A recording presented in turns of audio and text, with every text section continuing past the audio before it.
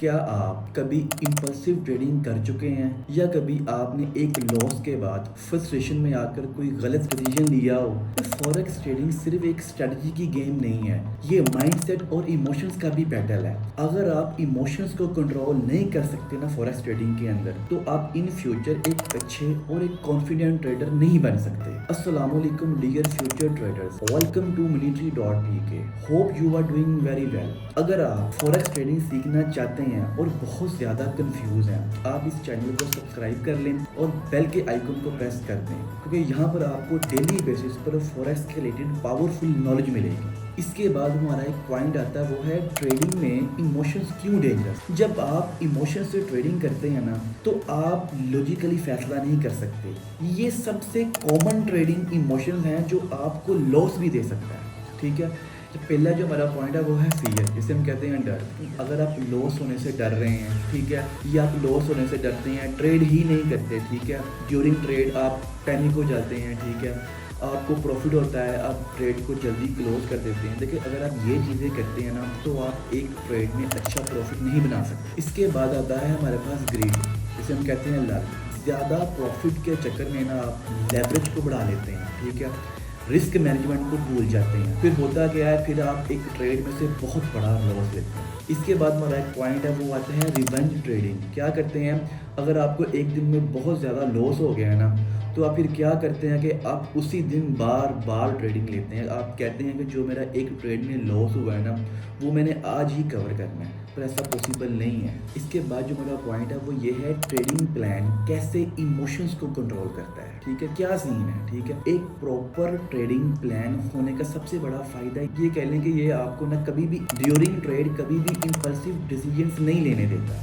ठीक है, अब इसके बाद पॉइंट ये आता है कि ट्रेडिंग प्लान में क्या होना चाहिए। ठीक है, सबसे पहली बात ये है कि एंट्री और एग्जिट स्ट्रेटजी का आपको पता हो। फॉर एग्जांपल ये कि आप कब ट्रेड लेंगे, आप ट्रेड में कब इन होंगे, ठीक है, और कब आप ट्रेड से आउट होंगे, ये आपको पहले डिफाइन होना चाहिए। उसके बाद हम कहते हैं कि स्टॉप लॉस और टेक प्रॉफिट। ठीक है, मतलब ये कि आपने एक ट्रेड लेनी है, आपको पता है कि भाई आपने यहाँ तक अपना प्रॉफिट सेव करना है, ठीक है, और यहाँ तक ही आपने एसएल लेना है। ठीक है, ये मतलब ये कह लें कि ये टेक प्रॉफिट और स्टॉप लॉस ऐसे हेल्प करते हैं आपकी ट्रेड में और आपके इमोशंस को कंट्रोल करवाते हैं ऑटोमेटिकली। इसके बाद जो मेरा पॉइंट है, वो बड़ा मेन पॉइंट है, वो है रिस्क मैनेजमेंट। एक ट्रेड पे कभी भी आप अपने अकाउंट का ना, मैं कह लेंगे जब ट्रेड लेनी है, आप कभी भी अपने अकाउंट का 50% मार्जिन यूज़ ना करें। आप सिर्फ और सिर्फ 1 या 2% यूज़ करें, ताकि आपको उस ट्रेड में ज़्यादा रिस्क ना हो।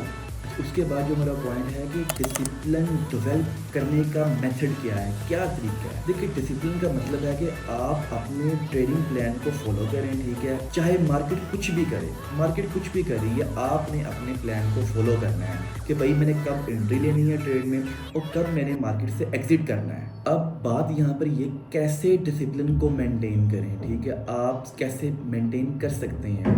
नंबर में पॉइंट ये है कि आप ट्रेड जर्नल्स रखें, ठीक है, आप हर ट्रेड को लिखें, ठीक है, आप कह लें कि आप अपनी मिस्टेक्स को इम्प्रूव करें, आप ड्यूरिंग ट्रेड कौन सी मिस्टेक्स कर रहे हैं।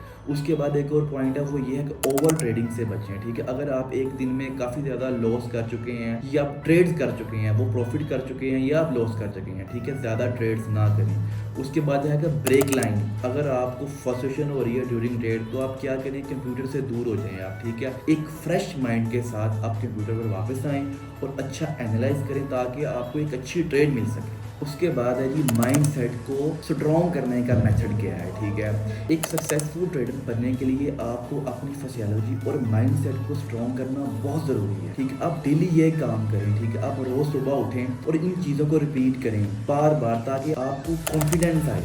ठीक है, फिर आपको समझ आए कि भाई मैंने करना क्या है, आपको फुल कॉन्फिडेंस है अपनी ट्रेड पे। नंबर 1 आप क्या करेंगे, आप कहेंगे मैं सिर्फ लॉजिकल डिसीजंस लूँगा, मैं अपने रिस्क को मैनेज रखूँगा और मैं एक डिसिप्लिन ट्रेडर हूँ। इसके बाद मेरा पॉइंट है, इमोशन ट्रेडिंग से बचने की बेस्ट टिप्स क्या हैं, जो मैं आज आपको बताता हूँ। देखिए, कुछ क्विक टिप्स हैं जो मैं आपको बता देता हूँ कि आप अपने इमोशंस को कैसे कंट्रोल कर सकते हैं। नंबर 1 वो ये है, stop trading after a big loss. ठीक है, अगर आपको एक दिन में बहुत ज़्यादा लॉस हो चुका है, तो आप वहाँ पर रुक जाएं, आप रेस्ट करें, कंप्यूटर से दूर हो जाएं, ताकि आप इमोशंस में आकर वहाँ पर कोई और ट्रेड ना लें। इसके बाद है अपना ट्रेड स्मॉल पोजीशंस। अगर आप इमोशंस फील कर रहे हैं तो आप क्या करेंगे, आप वहाँ पर अपने लॉट साइज को छोटा रखेंगे। उसके बाद है कि फोकस ऑन प्रोसेस, ठीक है, नो प्रॉफिट्स। सिर्फ पैसों का सोचने की बजाय आप ये करें कि आप अगर आपको लॉस हो गया है ट्रेड में तो आप क्या करें, आप सिंपल अपनी स्ट्रेटजी पे मेहनत करें, ठीक है, उस पर फोकस करें और बार बार प्रैक्टिस करें ताकि आप एक अच्छे ट्रेडर से बन सकते हैं। फॉर एग्जाम्पल ये कि अगर आपके पास प्रैक्टिस नहीं है, अच्छी स्ट्रेटजी नहीं है, इमोशंस नहीं है, आप कभी भी फ्यूचर में एक अच्छे ट्रेडर नहीं बन सकते हैं। ये ज़रूरी चीज़ें हैं जो आपको करनी ही पड़ेंगी अगर आपने कॉन्फिडेंट ट्रेडर बनना है।